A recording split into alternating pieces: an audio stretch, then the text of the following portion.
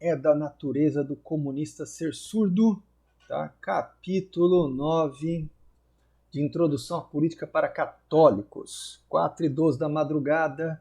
Eu não estou acostumado a ficar nesse horário, mas a vontade tão grande de acabar essa gravação.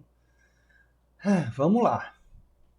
Bernardo Pires Custer, na apresentação do Catecismo Anticomunista de Dom Geraldo de Proença Sinal, essa belezinha aqui que você tem que comprar e ler, meu filho, tá? Ele vai dizer o seguinte, olha lá o que o Bernardo, tá? Este é o erro do comunismo, a surdez total para a realidade, para o caminho. É uma espécie de canalice confessada. Não é só que ele está errado ou simplesmente não funciona, como papagaiam direitistas afobados. Papaguear sua ineficiência significa tanto quanto afirmar que se está de cabeça para cima no espaço sideral, ou seja, não quer dizer nada. Se o comunismo ou sua fase eternamente transitória, o socialismo, funciona ou deixa de funcionar, é realmente uma questão de perspectiva. Ele funciona tão bem quanto uma arma na mão de um assassino banal. Este sai ileso e a vítima, bem, é a vítima. Ele funciona para quem manda, para quem desenha com seus intestinos o caminho. E é terror registrado na história para quem é obrigado a trocar de estrada, porque todas as outras foram fechadas. Segundo Olavo de Carvalho, um histérico é quem não julga a realidade pelo que vê através dos próprios olhos, e sim pelo que ele mesmo diz, enquanto o ataque histérico é a gritaria ao ser confrontado com a realidade para se manter surdo, tá? Então, essa questão histérica é um pouquinho de psiquiatria que o titio Olavo andou estudando. E uma pergunta ali, né? As falhas no caráter obscurecem o intelecto? A pessoa não entende as coisas, ela é surda, porque tem erro, tem alguma coisa podre lá dentro dela. Será que é por isso? Leia o Salmo 58, tá? Leia o Salmo 58 em algum momento. Se você quiser até dar uma pausa no vídeo, uma pausada, uma paulada no vídeo, tá? E ler o Salmo 58, ele é curtinho, muito bom, tá? Então, vamos lá continuar, tá? Tá pensando se vai parar o vídeo ou não para ver o Salmo 58? Aqui. É possível ser um católico petista? O padre Quevedo já falou que é puro charlatanismo, né? Isto não existe, é puro charlatanismo. Vamos ver a história do PT e qual que é a relação criminosa dessa cambada de canalha que o Olavo já xingou toda a mãe deles aí embaixo.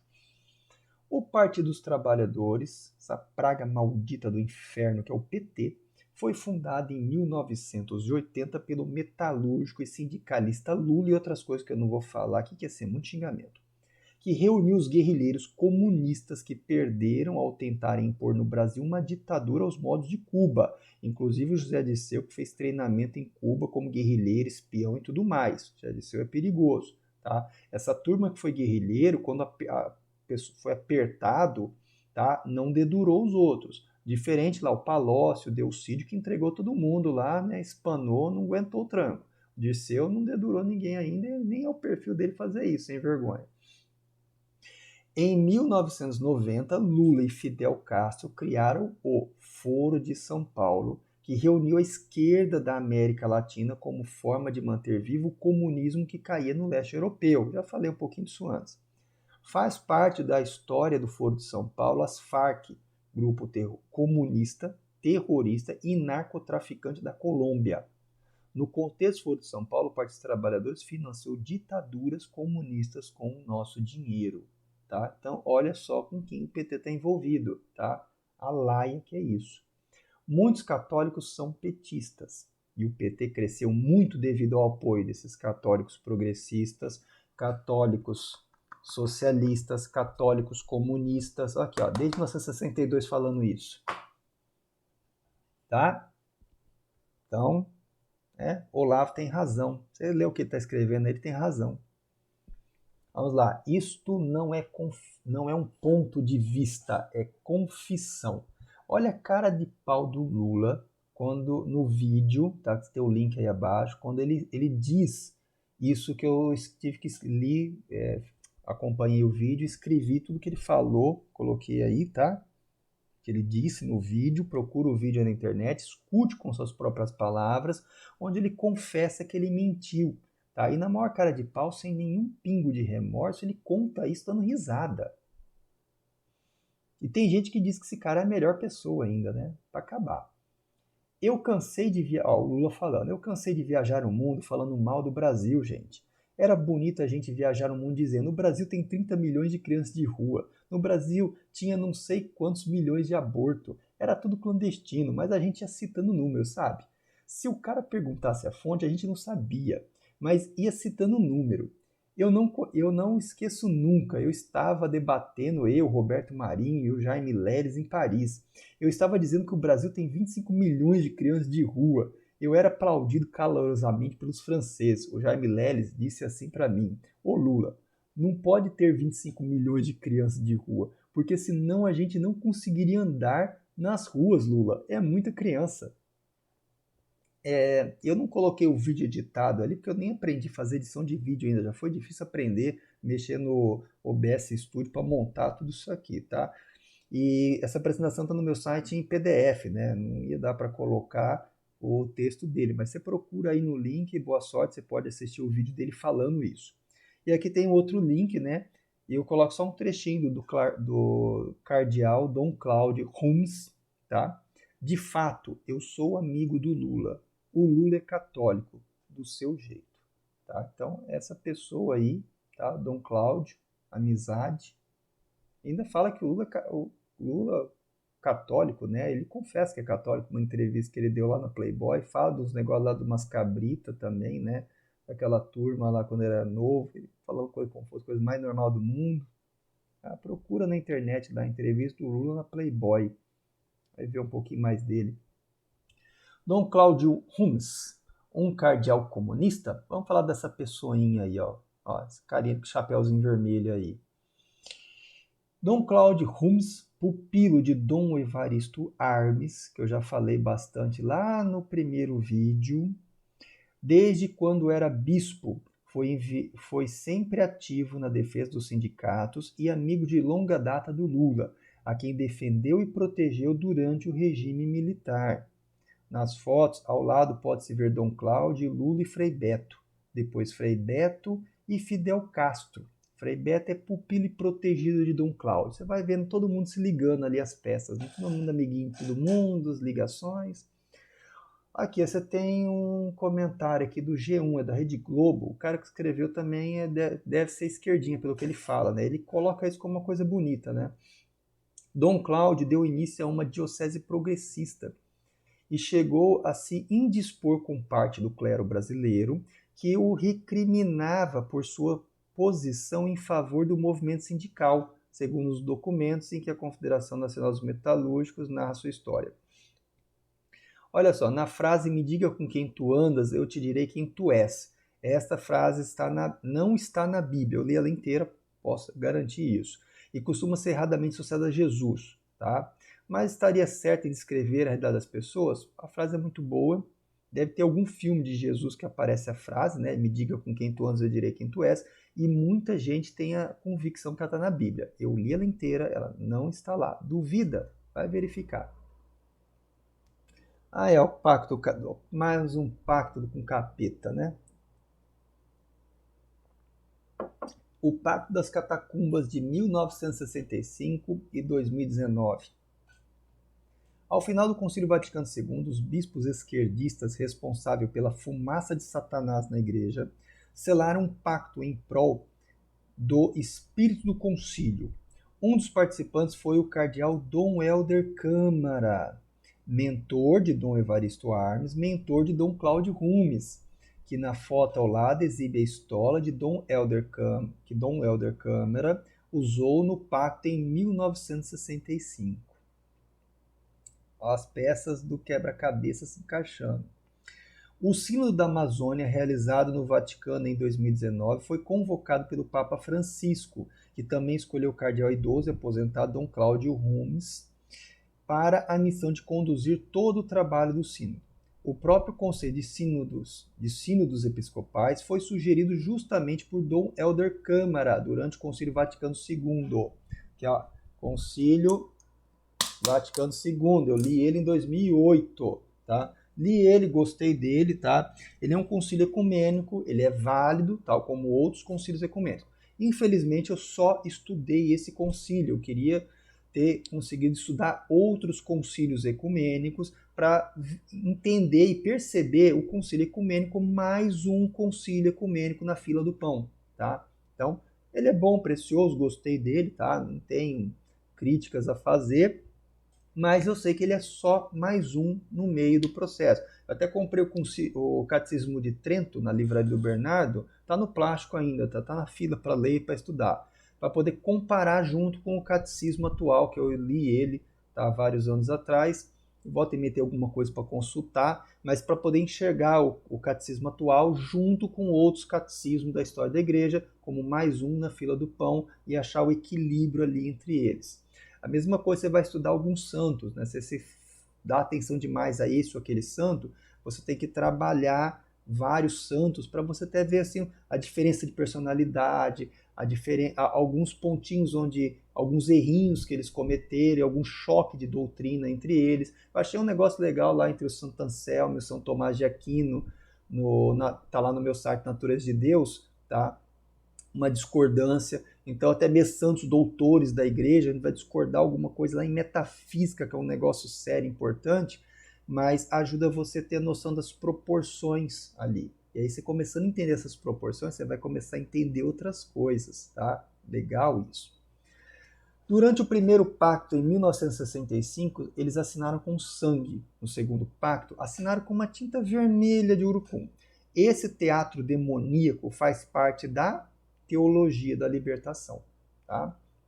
E aí quando você entende a origem das coisas e vai pegando como elas se encaixam, sem proporções, você começa a perceber algumas coisas aparentemente inocentes que não são de verdade inocentes. Então, a frase tão linda e inocente da opção preferencial pelos pobres nasceu desse pacto. Se você vai contra, faz parte das elites católicas que pensam em coisas pequenas, seria isso, tá? Então, aprendam a ficar desconfiado quando é muito drama pelo pobre, tem alguma coisa errada aí. Pobre de verdade, eles querem trabalhar, pobre de verdade quer trabalhar, quer crescer na vida, tá? E não quer ficar recebendo assistencialismo, dependência demais. Receber ajuda quando precisa, tudo bem, mas ficar dependente disso não, né? Queimadas em florestas e igrejas. Um presidente conservador assume em 2019 no Brasil, Jair Messias Bolsonaro, nosso capitão. Logo, a esquerda mundial soma forças contra ele e todos, como numa orquestra. Falam das queimadas, como numa orquestra, falam das queimadas na Amazônia. Todo mundo fazendo drama das queimadas da Amazônia, todo mundo dançando a música juntinho, igualzinho, sincronizado. Quais são os fatos? É fato que essas queimadas foram menores do que a dos últimos anos e depois houveram queimadas na África e na Austrália, das quais toda a esquerda ficou em silêncio. Que coisa, não? Que coisa, não? Todo mundo dançando junto, todo mundo fazendo draminha junto. É bonitinho ter que fazer draminha junto com os outros, né? Atos terroristas em países ligados ao Foro de São Paulo, tá? A esquerda foi perdendo força nesses países pelo terrorismo, né? Tem tradição disso, já tem experiência, né? Queimam igrejas, atos terroristas em países ligados ao Foro de São Paulo, queimam igrejas no Chile, em 11 de setembro de 2019. E no aniversário dessa data, em 2020, também queimaram igrejas. O Papa Francisco criticou duramente as queimadas da Amazônia, fazendo coro junto com a esquerda. Nas queimadas das igrejas, ele ora pela solução dos problemas sem a mesma raiva. Né? E foi sem a mesma raiva que ele queimou? Ele teve o quê? Mais raiva em um, mas no outro eu acredito que não teve a mesma coisa. E parece dizer que a direita aliada de Israel, que está crescendo, é antissemita ou nazista. No dia 11 de setembro, teve essas queimadas. no dia 14 de novembro, ele vem com essa conversa aí, aqui, ó. Mas hoje o hábito de perseguir os judeus começa a renascer aqui e ali. Irmãos e irmãs, isso não é humano nem cristão. Os judeus são nossos irmãos e não podem ser perseguidos. Entendido? Parece que está falando com um idiota, né? Ou te fazendo de um absurdo isso. O antissemitismo, antissemita, nazista, é um outro retardado que aparece, tá? A gente já expliquei que esses canalistas vêm da esquerda. Os neonazistas da Alemanha Oriental, tá, apareceram ali, né, sempre que interessava para os comunistas jogar a culpa na direita. Aí depois que acabou a Alemanha Oriental, unificou tudo, acabou o dinheiro que vinha da Rússia, né? Acabou os neonazistas lá, sumiu, tá?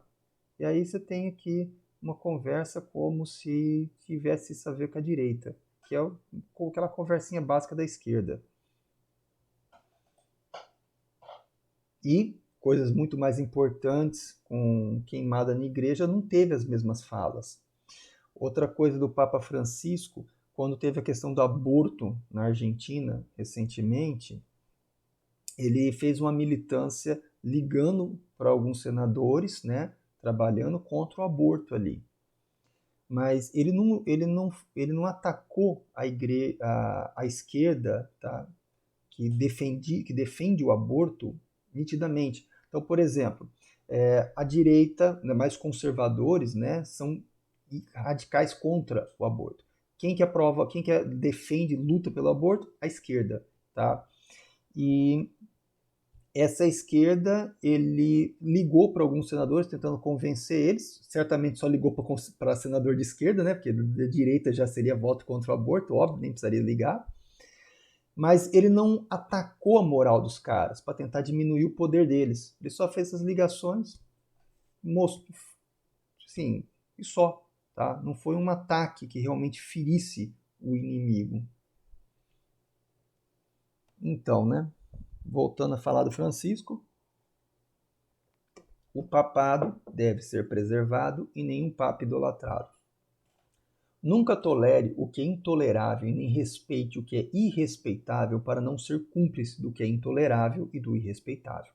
Jesus Cristo sempre acolheu com misericórdia e alegria o pecador arrependido, mas não o pecador fingido. Jesus foi grosso com os fariseus, frio com Pilatos, insensível com Judas e ignorou o ladrão que zombou dele na crucificação. O que o Papa Francisco falou para o Lula: estou contente de te ver caminhando pela rua. No Vaticano, dia 13 de fevereiro de 2020. Aniversário de morte da irmã Lúcia. Me fala uma asneira dessa bem no aniversário de morte da irmã Lúcia. Lula é um bandido. Lembra que Barrabás é um bandido? Então, esteve preso mais de um ano por corrupção e foi solto por uma articulação do Supremo Tribunal Federal ao derrubar a prisão em segunda instância só para soltar o Lula, e cujo presidente Dias Toffoli, que foi advogado do PT. Tem sempre alguém dizendo que o Papa é mal assessorado, tem sempre uma desculpa para falar que ele não curte isso, né? Tem sempre uma justificativa. Aqui tem uma frase legal do Lula, né? Não tem nesse país uma viva alma mais honesta do que eu. Tá? Então é para esse canalha do Lula que o Papa disse: estou contente de te ver caminhando pela rua.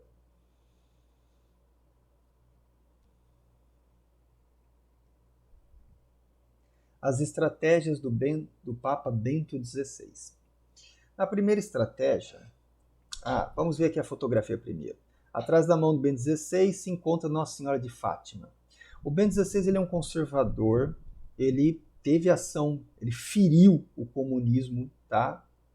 Quando ele pôde, mas eu não sei até onde ele entendia plenamente o que estava fazendo, se ainda hoje ele entende a situação por completo. Eu não sei, acho que não, tá? Mas acredito sim que Deus tenha guiado ele e de alguma forma Deus venha tirar proveito disso a longo prazo, tá? Tenho orgulho do Bento XVI, tenho orgulho do Papa Paulo VI, do Francisco não, tá? Agora, vamos ver aqui o Bento XVI. Na primeira estratégia, uma forma de lidar com o aluno arteiro é colocando ele para ajudar na aula. Se o motivo da rebeldia é falta de participação, então ele para de dar problema. E assim se abafa o caso. Usaram isso na Alemanha, país do Bento XVI, ao colocarem Adolf Hitler como chanceler. Então, nem sempre funciona. Tá? Deu merda na Alemanha quando fizeram isso com Hitler. Tá? Tem um povinho que... esses comunistas, eles nada sacia eles. Nada é o suficiente, não tem como. Eles vão trabalhar, eles vão incansavelmente levar essa desgraça no mundo. Tá? Não tem como se segurar isso, não tem como se amenizar, não tem como ser razoável. Tá? Um extremismo deles é gritante. E só um extremismo oposto consegue gerar o contrapeso necessário. Então, essa radicalidade, ser de extrema direita, é necessário para você entender a realidade. Entender que o comunismo não pode existir. O comunismo é uma praga maldita do inferno. Tá? Tem que ter noção clara. Tem que entender claramente como esse povo é um bando de demônio encarnado. Tá? Não pode retroagir, não pode ceder em nada para isso. Então tem que ter essa visão mais clara, tá? Mais realista. E às vezes as pessoas estão muito acostumadas em conversar, tentar unificar as coisas, gerar pela paz, mas comunista é uma praga. Tá? Nossa Senhora de Fátima, livrai-nos da praga do comunismo, da peste, sei lá. Tá? Na segunda estratégia, no filme Homens de Preto, MIB, o agente K fala para o agente J que a Terra está sempre em perigo e a única forma das pessoas viverem felizes é não saberem. Para combater a teologia da libertação, o cardeal Joseph Ratzinger agiu de forma silenciosa e abafou o problema. Então ele provavelmente agiu nisso, uma guerra oculta, a silenciou, acalmou, evitou um conflito direto, talvez não tivesse como aguentar esse impacto direto. Então talvez ele não tivesse opção melhor que isso. Tá? Ou talvez ele até achou que daria para resolver o problema, que as pessoas mudariam. Tá? Ele pode ter cometido esse erro também. Nomeado Papa em 2005, Joseph Ratzinger, já Papa Bento XVI, um conservador e maior teólogo da atualidade. Eu li um monte de livro dele, acompanhei o Bento XVI desde o conclave dele. E pelo menos esse deu para acompanhar ele, tudo que ele foi escrevendo. Tá?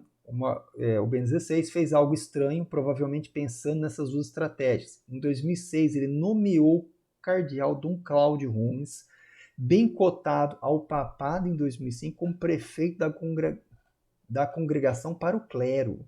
Tá? Absurdo isso. O Papa Bento XVI fez isso para abafar o problema, ele ganhou tempo. Seria uma forma de você tentar gerar uma governabilidade a alguns pontos. Ali, ó, esse cara está bem coisa, põe ele para trabalhar junto. Seria isso? Tá, não sei. A época do Papa João Paulo II. O Papa João Paulo II combateu o comunismo com a postura de um chefe de Estado, pois quando conversou com monstros, conquistou espaço para a igreja. Entretanto, ele errou ao nomear bispos, arcebispos e cardeais comunistas. Imagino que ele deve ter pensado que estender a mão levaria à conversão deles em vários graus do erro, que teria alguma governabilidade ao desidratar o adversário, dando espaço para os mais moderados, que queria evitar o cisma ou não tinha uma definição clara do que é ser comunista, como é possível ter hoje. Tá? Acredito que seja uma combinação de tudo isso que aconteceu. Tá? Tenho grande estima pelo João Paulo II, santo súbito, um homem que não morreu, foi promovido, tá? Mas até mesmo os santos cometem alguns erros.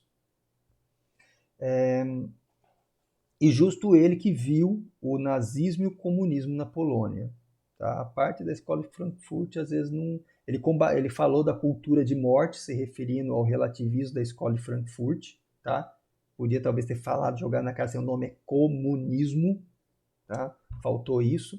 Talvez você achou melhor não bater de frente. E ele conseguiu manipular a mídia a favor dele. Tá?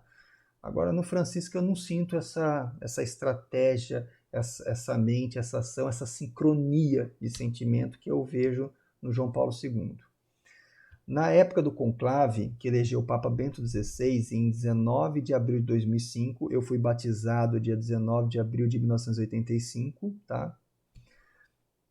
Depois, eu não lembrava a data do aniversário, qual que era o dia, né? Depois ficar sabendo. Eu não queria que fosse o Joseph Ratzinger, nem o Ângelo Soldano, e muito menos fosse eu. E tinha uma preferência pelo Dom Cláudio Rumes, tá? A ideia que eu tinha na época era essa. Mas graças a Deus que foi eleito o decânono, tá? O decânono. E assim tivemos Ratzinger como Papa Bento XVI. Os erros dos papas João Paulo II e Bento XVI são menores porque o estado de espírito dos dois não tinha consonância alguma com a correta definição de comunismo.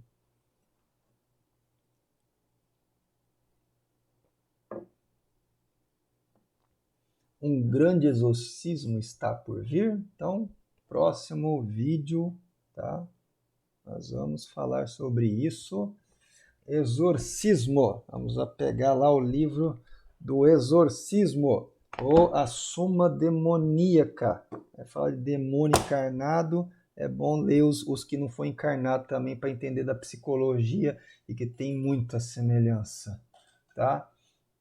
Então, não se esqueça que a descrição do vídeo está na descrição do vídeo, está os links para todos, como eu não aprendi a fazer edição mesmo, que dá para fazer isso, tá? Então, até mais o próximo vídeo.